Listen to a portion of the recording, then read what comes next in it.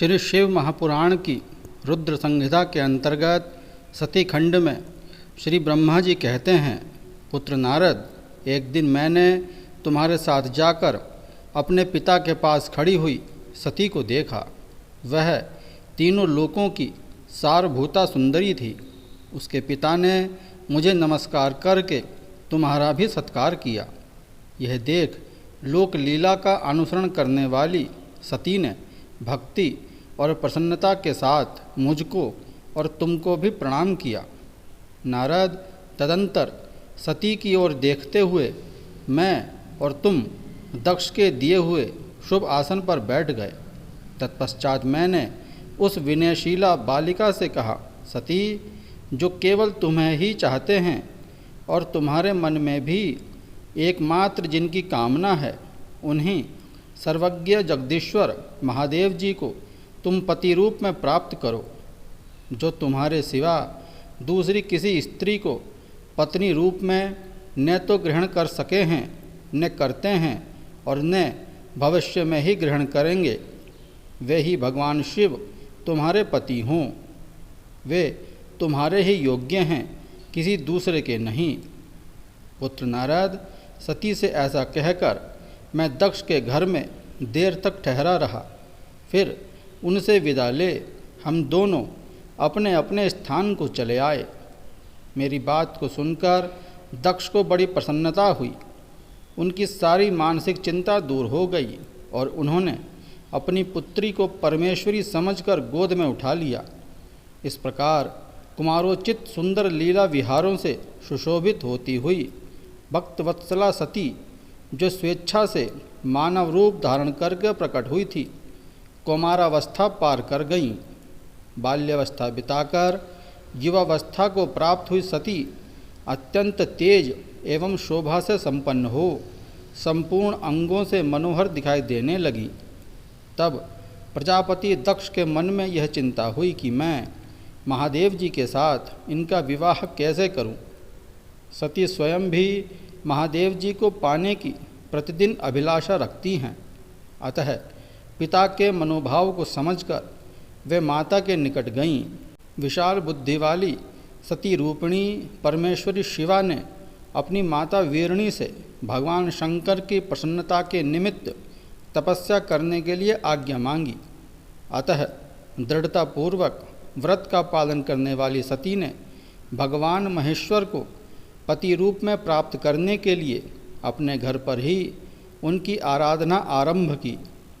आश्विन मास में नंदा तिथियों में उन्होंने भक्तिपूर्वक गुड़ और भात चढ़ाकर भगवान शिव का पूजन किया और उन्हें नमस्कार करके उसी नियम के साथ उस मास को व्यतीत किया। कार्तिक मास की चतुर्दशी को सजाकर रखे हुए मालपुओं और खीर से परमेश्वर शिव की आराधना करके वह निरंतर उनका चिंतन करने लगी। मार्गशीर्ष मास के कृष्ण पक्ष की अष्टमी तिथि को तिल, जौ और चावल से भगवान हर की पूजा करके ज्योतिर्मय दीप दिखाकर अथवा आरती करके सती दिन बिताती थीं।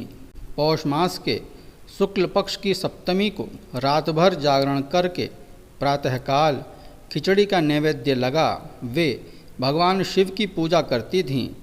माघ की पूर्णिमा को रात में जागरण करके सवेरे नदी में नहाती और गीले वस्त्रों से ही तट पर बैठकर भगवान शंकर की पूजा करती थीं। फाल्गुन मास के कृष्ण पक्ष की चतुर्दशी तिथि को रात में जागरण करके उस रात्रि के चारों पहरों में शिवजी की विशेष पूजा करती थीं। चैत्र मास के शुक्ल पक्ष की चतुर्दशी को वे दिन रात शिव का स्मरण करती हुई समय बिताती और ढाक के फूलों से भगवान शिव की पूजा करती थीं। वैशाख शुक्ल तृतीया को सती तिल का आहार करके रहती और नए जौ के भात से रुद्रदेव की पूजा करके उस महीने को बिताती थीं। ज्येष्ठ की पूर्णिमा को रात में सुंदर वस्त्रों तथा भटकटैया के फूलों से शंकर जी की पूजा करके वे निराहार रहकर ही वह मास व्यतीत करती थीं। आषाढ़ के शुक्ल पक्ष की चतुर्दशी को काले वस्त्र, और भटकटैया के फूलों से वे रुद्रदेव का पूजन करती थीं। श्रावण मास के शुक्ल पक्ष की अष्टमी एवं चतुर्दशी को वे यज्ञोपवीतों, वस्त्रों तथा कुश के पवित्रों से भगवान शिव की पूजा किया करती थीं। भाद्रपद मास के कृष्ण पक्ष की त्रयोदशी तिथि को नाना प्रकार के फूलों और फलों से शिव का पूजन करके सती चतुर्दशी तिथि को केवल जल का आहार लिया करती थीं। भांति भांति के फलों, फूलों और उस समय उत्पन्न होने वाले अन्नों द्वारा वे शिव की पूजा करती और महीने भर अत्यंत नियमित आहार लेकर केवल जप में लगी रहती थीं। सभी महीनों में सारे दिन सती भगवान शिव की आराधना में ही संलग्न रहती थीं। अपनी इच्छा से मानव रूप धारण करने वाली वे देवी दृढ़तापूर्वक उत्तम व्रत का पालन करती थीं। इस प्रकार नंदा व्रत को पूर्ण रूप से समाप्त करके भगवान शिव में अनन्य भाव रखने वाली सती एकाग्र चित्त हो बड़े प्रेम से भगवान शिव का ध्यान करने लगी तथा उस ध्यान में ही निश्चल भाव से स्थित हो गईं। उसी समय सब देवता और ऋषि भगवान विष्णु और मुझ को आगे करके सती की तपस्या देखने के लिए गए। वहां आकर देवताओं ने देखा कि सती मूर्तिमती दूसरी सिद्धि के समान जान पड़ती है। वे भगवान शिव के ध्यान में निष्पन्न हो उस समय सिद्धावस्था को पहुंच गई थीं। समस्त देवताओं ने बड़ी प्रसन्नता के साथ वहां दोनों हाथ जोड़कर सती को नमस्कार किया। मुनियों ने भी मस्तक झुकाए तथा श्री हरि आदि के मन में भी प्रीति उमड़ आई। श्री विष्णु आदि सब देवता और मुनि आश्चर्यचकित हो सती देवी की तपस्या की भूरी भूरी प्रशंसा करने लगे। फिर देवी को प्रणाम करके वे देवता और मुनि तुरंत ही गिरिश्रेष्ठ कैलाश को गए, जो भगवान शिव को बहुत ही प्रिय है। सावित्री के साथ मैं और लक्ष्मी जी के साथ भगवान वासुदेव भी प्रसन्नतापूर्वक महादेव जी के निकट गए। वहाँ जाकर भगवान शिव को देखते ही बड़े वेग से प्रणाम करके सब देवताओं ने दोनों हाथ जोड़ विनीत भाव से नाना प्रकार के स्तोत्रों द्वारा उनकी स्तुति करके अंत में कहा, हे प्रभो, आप शरणागतों के पालक हैं तथा आपकी शक्ति बहुत बड़ी है, जिसकी कहीं कोई सीमा नहीं है। आपको नमस्कार है।